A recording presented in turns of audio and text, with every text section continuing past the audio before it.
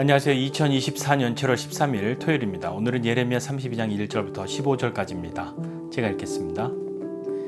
유다의 시드기야 왕 열째 해 곧 느부갓네살 18째 해에 여호와의 말씀이 예레미야에게 임하니라. 그때에 바벨론 군대는 예루살렘을 애워싸고 선지자 예레미야는 유다의 왕의 궁중에 있는 시위대 뜰에 갇혔으니 이는 그가 예언하기를 여호와의 말씀에 보라 내가 이 성을 바벨론 왕의 손에 넘기리니 그가 차지할 것이며 유다 왕 시드기야는 갈대아인의 손에서 벗어나지 못하고 반드시 바벨론 왕의 손에 넘겨진 바 되리니 입이 입을 대하여 말하고 눈이 서로 볼 것이며 그가 시드기야를 바벨론으로 끌어가리니 시드기야는 내가 돌볼 때까지 거기에 있으리라. 여호와께서 이와 같이 말씀하시니라. 너희가 갈대아인과 싸울지라도 승리하지 못하리라 하셨다 하였더니 유다 왕 시드기야가 이르되 내가 어찌하여 이같이 예언하였느냐 하고 그를 가두었음이었더라. 예레미야가 이르되 여호와의 말씀이 내게 임하였느니라.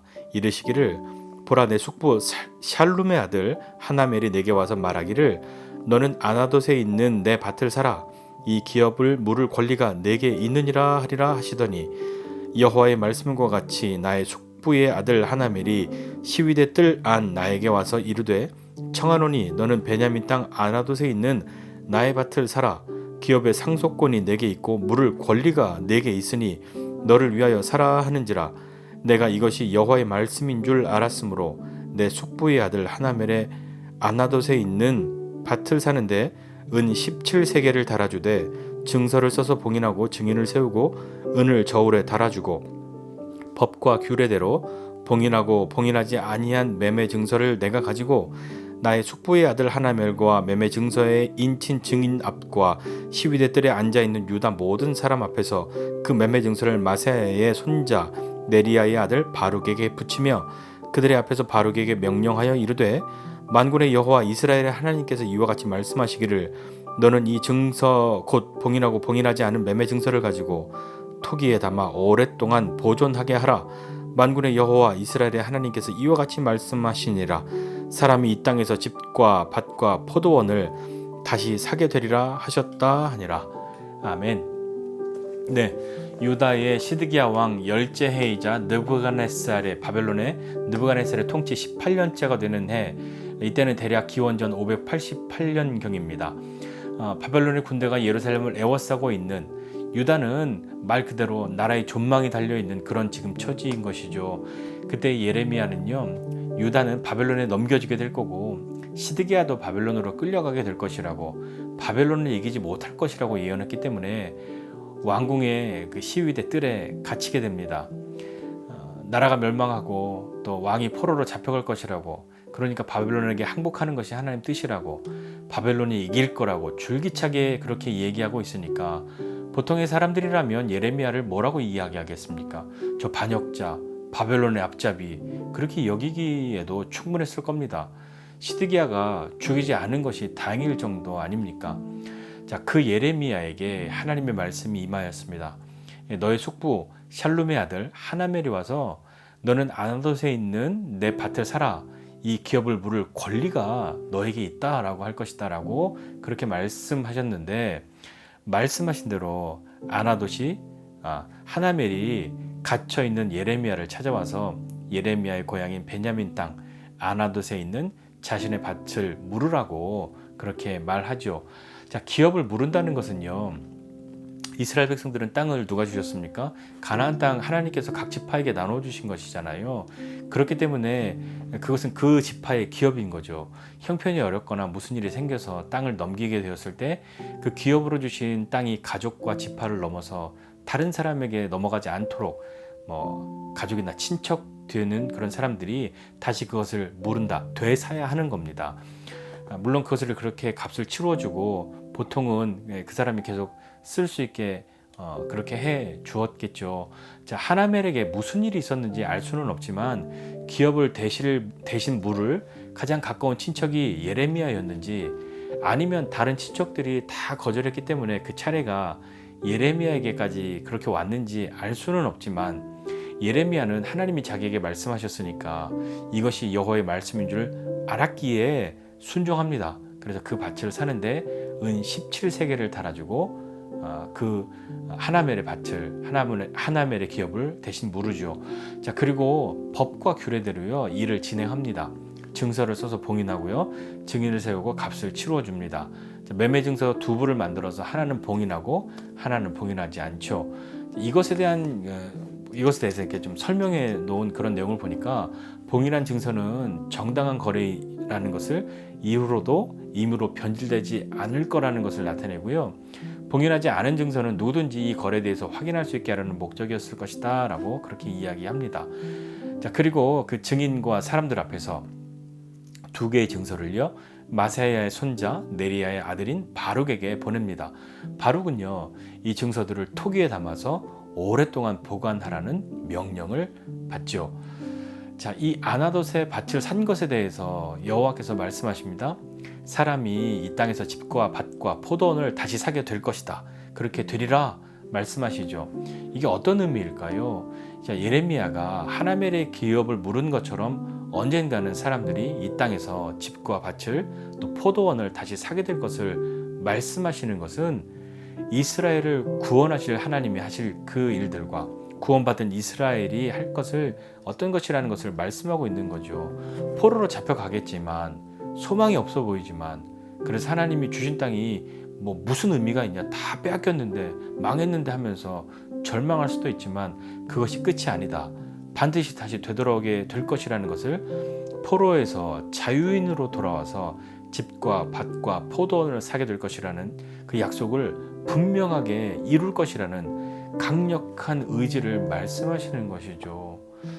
멸망당하고 포로될 것에 대해 말하면서 예레미야는 하나멜의 밭을 사서 그의 기업을 물러야 했습니다. 예레미야는요 아나돗의 밭을 자기가 그것을 물러서 자기의 소유가 된다고 해도 대신 그거 뭐 물려줄 자식도 없고요, 자신이 듣고 말한 대로 곧 바벨론으로 포로가 되어서 긴 시간이 있을 건데 그 큰 값을 주고 밭을 사는 겁니다. 예루살렘은 바벨론에게 애워싸움을 당하고 있는 처지였고 머지않아서 멸망할 거잖아요. 그 위기 속에 있잖아요. 예레미야는 반드시 유다가 망할 거라고, 바벨론을 섬기게 될 거라고 그렇게 말해왔는데, 그것은 예레미야가 하나님의 심판을 분명히 믿은 거죠. 또한 그것을 믿은 것처럼 하나님이 돌이키시겠다, 회복하시겠다 하시는 것도 분명히 믿었습니다. 이 땅의 멸망이 영원한 멸망이 아니라 다시 돌아오고 회복될 것이라는 것을 믿었기 때문에 그는 아나돗의 밭을 사라 하시는 그 하나님의 말씀이 무슨 말씀인지 깨달은 것 아닐까요? 순종했죠. 자, 가만 보면요, 예레미야가 조롱당하고 갇히고 뭐 고난당하고 이러는 것을 보면 그건 순전히 그가 전한 하나님의 말씀 때문이지 않았습니까?